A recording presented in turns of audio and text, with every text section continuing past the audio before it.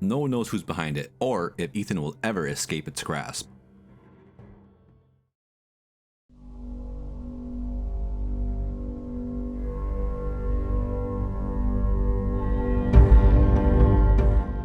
Choco Banana. Choco Banana is the most deranged and psychotic person who was once a member of the H3 members Discord server. He created sock puppet accounts to post gore to the H3 Discord member server, and recently he has begun doxing Ethan and the crew. So remember this name, Choco Banana.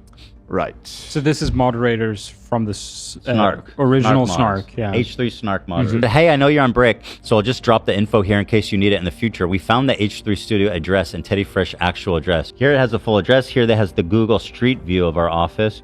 On the right is H3, on the left is Teddy Fresh. Here's the studio listing. Here's a URL to like the real estate listing. Looks identical to H3. I have a thing or two to say about this person. Yeah, so Dan was like, or no, it was one of the some of our mods remembered. Yes, so Ethan's had these leaked screenshots of the Snark. He has not, like, I personally had never seen that. Like, it's like him and his lawyer have all that stuff. So when he included this in the video, I suddenly got not panicked, but like urgent message from our mods saying, holy shit, that's Choco Banana. And I'm like, what's the significance of that? No. It turns out that Choco Banana, who evidently is one of the ringleaders of this little operation, has history on our Discord that goes back 4 years. This person, Choco Banana, is like part of our mod's origin story because they were so fucking psychotic. They were literally spamming our Discord with gore photos. This is not a joke.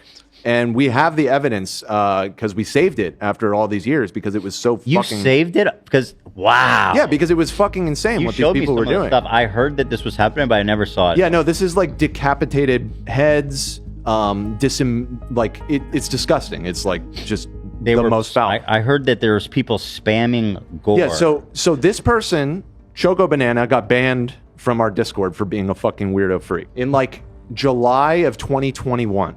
So this we're talking years. This person, Snark.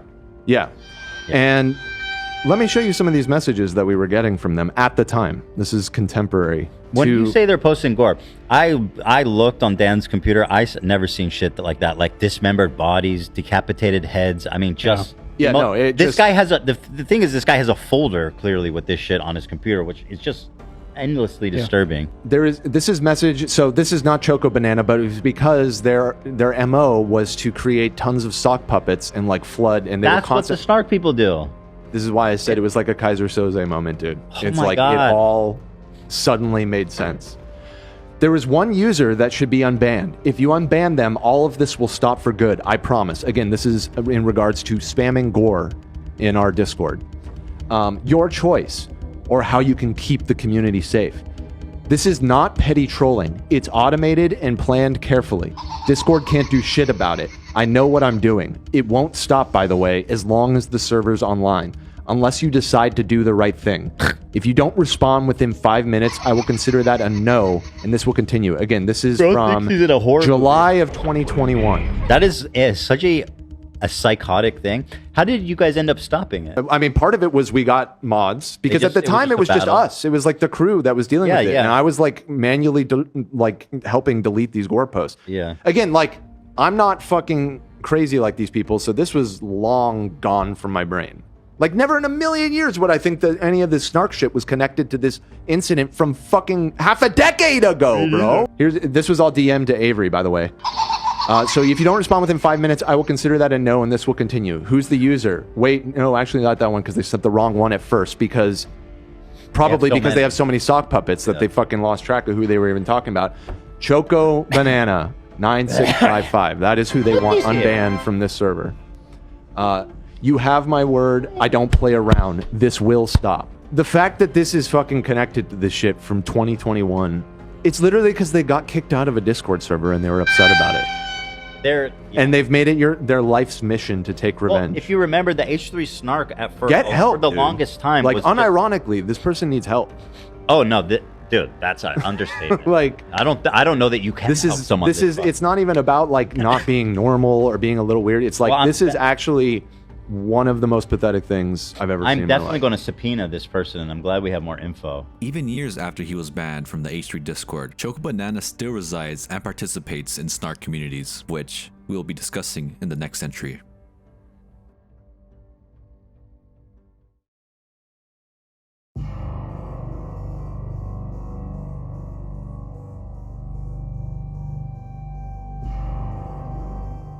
The H3H3 community. Most people know the main H3 snark communities on Reddit, but there is one obscure snark community on Discord called H3H3 Community. The server appears to have been a normal H3 fan Discord, but with a channel for criticism, but over time, it became more and more toxic and more anti-Ethan and the crew. The few people who still regularly participate in the server exhibit an unhealthy obsession for the podcast. They have convinced themselves that they are not haters or snarkers, but that they are fans. Their discussions revolve around racism, misogyny, and weird parasocial commentary. The activity in the server is generally low, but once in a while, someone will pop in and think the server is a real H3 community. I have to wonder how many people came in here after buying a membership only to be confronted with this server. It is suspected that Choco Banana was one of the people who helped get the server up and running, or at the very least, who was around at the conception of the server. Funny enough, most people of the H3H3 community even think he is weird. Choco Banana often deletes his messages on the server, so who knows what kind of crazy stuff he has been saying and posting in here. A lot of the members in here are actually paying members in the main H3 server.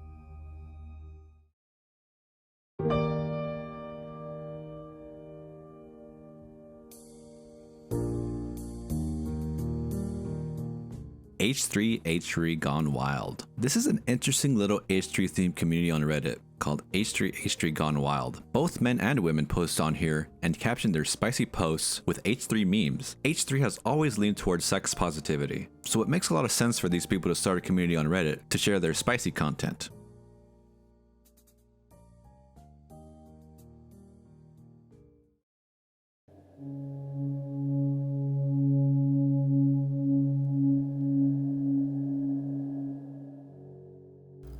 VoiceFlamingo-R. VoiceFlamingo-R is a user who stirred up major controversy after posting on r/conspiracy on Reddit, accusing Ethan of using an FBI confirmed pedophile symbol on social media. I was on r conspiracy? Oh, this is wild, dude. Wait, so, well, it has 0 points, so that's yeah, but good. That's comforting. It's still a good rabbit hole here. Okay, wait. It was cross-post. Oh, to our subreddit? Okay. No, I didn't see this. Says, is Ethan Klein of H3 using a FBI confirmed pedophile symbol on social media? H3Gate. Hashtag spiral. Okay. Whoa! They put a lot of work into this. Wow. How do I even review this? Okay, let's start. So these are all different images? Okay. Yes. The wild claims spread fast, catching the attention of the H3 community. Of course, the accusation was completely baseless, leading to mass ridicule as fans and critics alike called out the absurdity. Ethan eventually addressed the drama head-on, shutting it down and dismissing the claim as pure nonsense. But somebody really put this all together. There's someone scarily obsessed with me out there. Yeah. There's a few people. Someone. There's a few, but Definitely more than someone. This is freaky.